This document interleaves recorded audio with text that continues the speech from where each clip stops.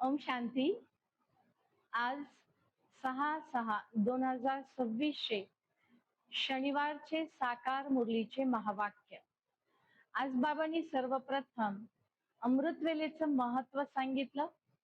त्यानंतर ड्रामा या शब्दाचा गुह्य अर्थ आणि रहस्य काय आहे याबद्दल सांगितलं. कधी कधी हा जो शब्द आहे तो संपवण्यासाठी बाबांनी आज विशेष श्रीमत दिली. आणि त्याचबरोबर बाबांनी आज सांगितलं की भक्तीमध्ये आत्मासुख परमात्मा म्हटलं तर यापासून मुख्य किंवा विशेष अर्थ वेगळा कसा आहे हे आज महावाक्यांमध्ये बाबांनी समजावून सांगितलेलं आहे. चला तर मग आजचे महावाक्य ऐकूया. गोड मुलांनो, अमृतवेलेचा वेळ खूप खूप उत्तम आहे. त्यामुळे सकाळी लवकर उठून अमृतवेलेला एकांत मध्ये बसून बाबांशी गोड गोड गप्पा मारा. प्रश्न: कोणते ज्ञान निरंतर योगी बनण्यामध्ये खूप मदत करते? उत्तर: ड्रामाचे ज्ञान. ह्या सृष्टी रंगमंचावर चालत असलेल्या नाटकाचे ज्ञान. जे होऊन गेले ते ड्रामाची भावी. थोडीही स्थिती दळमळ किंवा हलचल मध्ये येऊ नये. भले कशीही परिस्थिती असो, भूकंप हो की धंद्यामध्ये नुकसान हो, परंतु थोडाही संशय उत्पन्न होऊ नये, तरच म्हणता येईल महावीर. जर नाटकाचे योग्य ज्ञान नसेल तर डोळ्यात अश्रू येतील, अश्रुधारा वाहत राहतील. निरंतर योगी बनण्यात ड्रामाचे ज्ञान खूप मदत करते. आजचं गीत आहे ओम नमो शिवाय. ओम शांती. शिव परमात्म्यास नमन करणारं हे सुंदर गीत आणि बाबांची श्रीमत डायरेक्शन हे फक्त मुलांनाच मिळते. दुनियेमध्ये अनेक सारे आत्मे आहेत, परंतु बाबांची जी डायरेक्शन आहे ते बाबांच्या प्रिय मुलांनाच मिळतात. पतित म्हटले जाते विकारींना. बाबा समजवतात की जन्म जन्म पतित बनल्यामुळेच दुःखी आणि अशांत झाले आहात. आता ह्या विकारांमुळे जर दुःखी झालोय तर या विकारांना आता सोडायचे आहे. फक्त ओरडत राहतात, पुकारते, आवाज देत राहतात की आम्ही पतित आहोत, पण बुद्धीत पूर्ण बसतच नाही की खरंच आम्ही पतित आहोत. म्हणजे विकारांना आपणच सोडत नाहीये. पतित आहो हे समजत नाही आणि समजलं तर विकारांना सोडत नाही. याचं विस्तृत विश्लेषण आज बाबांनी केलं. त्याचबरोबर बाबा म्हणतात की तुमच्यातही ज्ञानवान आहेत ते हुशार बनतात. बाबा म्हणतात तुमच्यामध्ये ना महावीरपणा पाहिजे. तो बाबा म्हणतात तो पण महावीरपणा पण कशाच्या आधारे येईल? आज्ञाधारक बनल्यामुळे येईल, बाबांच्या आठवणीने येईल. म्हणून सकाळी सकाळी लवकर उठून बाबा म्हटले आठवणीमध्ये राहा, आठवणीत बसा. अमृतवेलेचं वायुमंडल शुद्ध असतं. दिवसभर आपला कार्यव्यवहार, दिनचर्या, त्यालाच बाबा गोरख धंदा म्हणतात. रोजचा शेड्यूल जो असतो तो चालतच राहतो. बाबा म्हणतात रात्री 12 वाजेपर्यंतचा जो वेळ आहे तो विकारी वेळ आहे. त्यावेळेला जरी योग केला तर काहीही फायदा नाही, स्पष्ट सांगितले आज बाबांनी. म्हणून साधू संत सुद्धा सकाळी उठून भक्ती करतात. प्रभात सिमर सिमर प्रभात मोरे मन, सकाळी सकाळी आठवण केल्यानंतर फायदा होतो असं समजतात. भक्ती दर्शनासाठी सुद्धा मेहनत खूप करतात, पण ईश्वर भेटत नाही. कारण भक्ती करत करत तमोप्रधान अवस्थेमध्ये आलो आणि तमोप्रधान अवस्थेमध्ये असताना परमात्म्याचा साक्षात्कार अनुभूती होणे शक्य नाही. परंतु जेव्हा भक्तीचं फळ ज्ञान मिळतं, ज्ञानाच्या आधारे आपल्यामधला जंक, आपल्यामधली कचरा खाद निघून जाते. तसं तसं ईश्वराकडे आपली ओढ वाढत जाते. बाबांनी उदाहरण दिलं काशी कलवटचं. काशी कलवट समजतात की वरून है ना, काशीमध्ये एक विहीर, विहिरीमध्ये खाली कोरडी विहीर आणि खाली शिवपिंड, शिवपिंडीवरती उलटी तलवार लावलेली. आणि मग ज्याला खूप पापाचा पश्चाताप झाला तो वरून उडी मारतो आणि असं समजतो की मी शिवावर अर्पण झालो, पण तलवारीने कटून तो शिवावर जाऊन त्या पिंडीवर पडतो. तर त्याला अर्पण होणं असं समजतात. पण बाबांनी आज उदाहरण दिलं, समजतात की शिवावर आम्ही बळी दिला किंवा स्वतःला अर्पण केलं. बाबा म्हणतात इथे ज्ञान मार्गामध्ये बळी नाही, परंतु बाबा म्हणतात इथे आपल्याला अवगुणांचा बळी द्यायचा आहे, आपल्या विकारांचा बळी द्यायचा आहे, अर्पण करायचे विकार.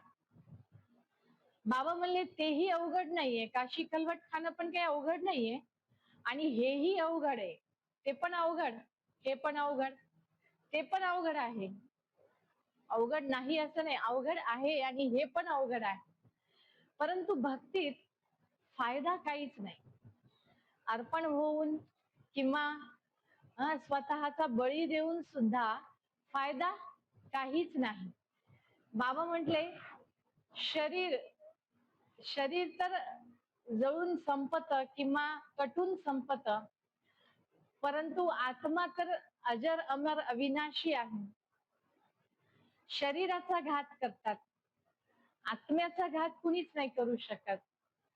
भक्तीमध्ये आणखीन एक चूक केली, आत्मा सो परमात्मा म्हटलं. हे सर्वात मोठी आणि खोटी गोष्ट आहे. बाबा म्हणले हे होऊ शकत नाही. आत्मा परमात्मा बनू शकत नाही, कारण प्रत्येक आत्म्याला पुनर्जन्म घेऊन एक तरी कमीत कमी एक जन्म तरी या सृष्टी रंगमंचावरील नाटकामध्ये यावं लागतं. म्हणून बाबांनी सांगितलं या नाटकात जे व्हायचे ते होणारच आहे. भूकंप झाला होणारच आहे, छत पडले, बाबा म्हणतात म्हणावे लागेल की हा नियतीचा नियम आहे, किंवा याला नियती म्हणावं लागेल, होणारच होतं. म्हणून यामध्ये डळमळ होऊ नका, या नाटकावर दृढ राहा. जेव्हा नाटकाच्या प्रत्येक दृश्याला पाहून आपण स्थिर राहतो, दृढ राहतो. आज बाबांनी खूप सुंदर टायटल दिलं, ते आहेत महावीर. ऍक्सिडेंट दुनियेमध्ये खूप होतात, कोणाकोणाची रक्षा करणार. बाबा म्हणतात जे झालं तो ड्रामा आहे. जे ड्रामा जाणत नाहीत ते खूप रडतात, जे ड्रामाला जाणतात त्यांना एक मध्ये धीरज मिळतो आणि ते स्वतःला स्थिर ठेवू शकतात. बाबांनी पुढे सांगितलं बाबांशी खरी प्रीत ठेवा, दुसरे संग तोडून एक शिवबाबा सोबत बुद्धीचा संग जोडा. बाबा म्हटले आज तुम्ही सर्जन बना, स्वतःचे सर्जन डॉक्टर स्वतः बना. सर्जन बनून स्वतःचे रोग पहा, आत्म्यामधील रोग पाहायचे, चेक करा की बाबांशी माझी खरी प्रीत आहे का, हे आपण चेक करायचे. स्वतः सर्जन बनून आत्म्यामधील बिमारी रोग चेक करायचा आहे. पुढे बाबा सांगतात 12 वाजेपर्यंत तपस्या ही तपस्या नाहीये, कारण तो विकारी वेळ आहे. त्यामुळे रात्री 1:30-2च्या नंतर प्रभात अर्थात शुद्ध पवित्र वेळ सुरू होतो. त्या वेळेमध्ये आपल्याला आत्माभिमानी राहून शिवबाबांची आठवण करायची आहे. बाबा म्हणतात मनुष्यांचा बेडा मी पार करण्यासाठी आलो आहे. यज्ञात विघ्न पडतातच.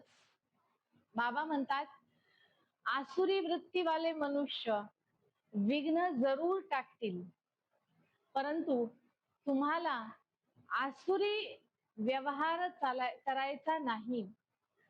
अमृत सोडून विष प्यायचे नाही. बाबा म्हणतात ब्राह्मणीमध्ये सुद्धा वेगवेगळ्या ब्राह्मणी आहेत, विभिन्नता आहे. महारथी आहेत, कुणी घोडेस्वार आहेत, कुणी प्यादे आहेत. प्रत्येकाचा आपापला पुरुषार्थ आहे. बाबा शेवटी सांगतात ग्रहस्थ व्यवहारामध्ये राहून कमल फुलासारखं न्यारं राहा. ब्राह्मणीला सुद्धा आठवण करायची नाही. फक्त आणि फक्त बाबा आणि सृष्टी चक्र याला आपल्याला आठवण करायचं आहे. बाबा पुढे म्हणतात की जे बुद्धू असतात ते म्हणतात की चांगली ब्राह्मणी द्या, आम्हाला चांगली ब्राह्मणी पाहिजे, ज्ञान मिळते. आता बाबा कळाला, आता बाबा आणि वर्षा एवढंच तर आठवायचं आहे. म्हणून बाबांनी सांगितलं देह अभिमान सोडा आणि देही अभिमानी अवस्था बनवा. जे बीज आपण पेरणार आहोत तेच उगवणार आहे. म्हणून शेवटी बाबांनी सांगितलं ईश्वर अर्थ आता डायरेक्ट आपल्याला करायचा आहे.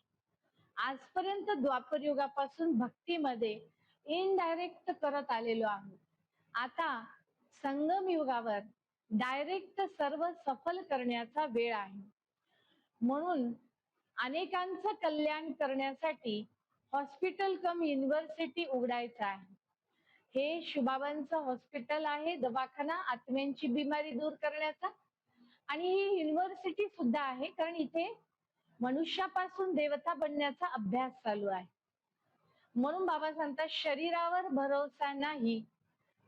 शरीर आहे तोपर्यंत अनेकांचं कल्याण करण्याची सेवा करायची आहे.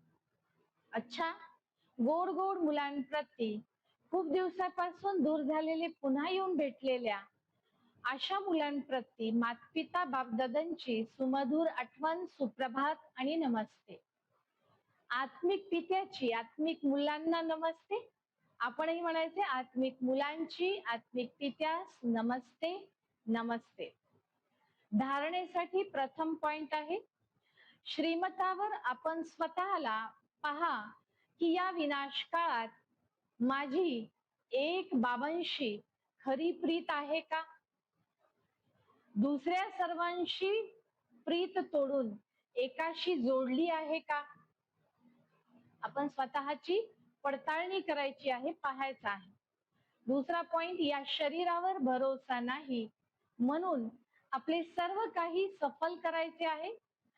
आपली स्थिती एकरस अचल बनवण्यासाठी ड्रामाचे या नाटकाचे रहस्य बुद्धीत ठेवून चालायचे आहे.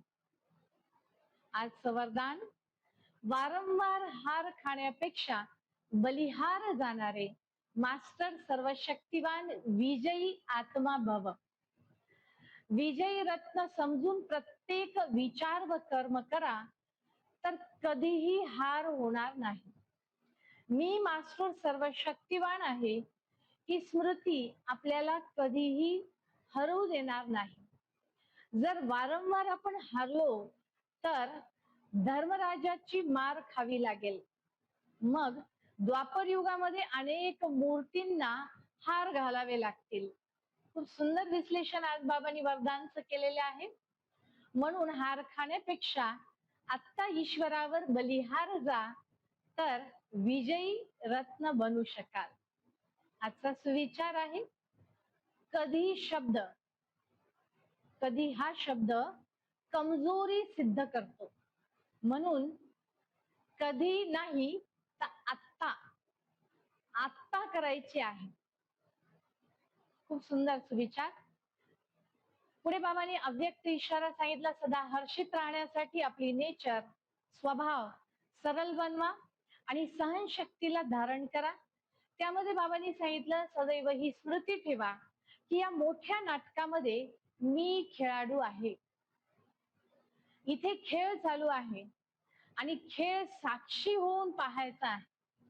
जर साक्षी होऊन खेळ पाहिला तर आपोआपच मनोरंजनचा अनुभव होईल आणि हर्षित मुखता यायला लागेल. तर खूप सुंदर आज बाबांच्या महावाक्यांमध्ये गृहपाठ बाबांनी दिला. या सर्व गोष्टींना आपण प्रॅक्टिकली आचरणात आणूया. ओम शांती.